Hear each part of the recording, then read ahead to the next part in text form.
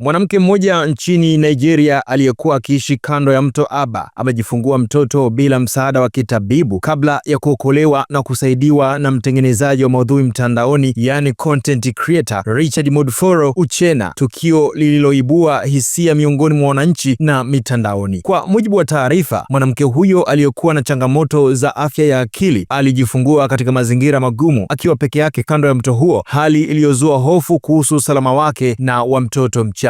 Baada ya tukio hilo, Richard Moduforo aliingilia kati na kuratibu upatikanaji wa msaada wa haraka wa mtoto huyo na mama yake. Akizungumza kupitia ujumbe wa video, mtengenezaji huyo wa maudhui Uchenna Moduforo alisema mama na mtoto wapo salama na tayari wamepatiwa hifadhi ya muda katika kituo cha kulelea watoto yatima ambacho hakukitaja jina. Uchenna alieleza kuwa ataendelea kufuatilia hali ya mtoto huyo na kutoa msaada unaohitajika.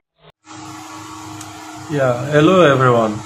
Good evening or good morning and good afternoon. Depends on your location where you are watching us from. My name is Uchenna Moduforo. I'm the guy on Sleeveless that rescued the mad lady that delivered at the waterside, Aba. I'm so sorry I couldn't meet up today to give you updates about the baby. The baby and her mom survived. We kept the baby at the motherless baby center. You know that I can't put law into my hands.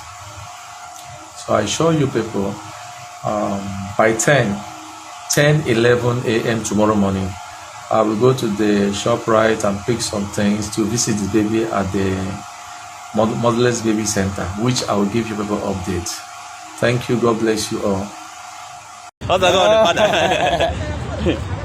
Baadhi ya wanaume kuwaingilia wanawake na kuwatelekeza bila msaada, bila kujali afya zao za akili zikoje, na kuitaka jamii kuona umuhimu wa mifumo ya ulinzi wa jamii, huduma za afya ya akili na wajibu wa jamii kuwasaidia watu walio katika mazingira magumu, hususan wanawake na watoto. Endelea kufuatilia chaneli hii na mitandao yangu ya kijamii. Mimi ni Jesse Daniel Tunuka. Karibu uendelee kupata updates mbalimbali kwa ajili ya taarifa za ndani na nje ya mipaka ya Tanzania.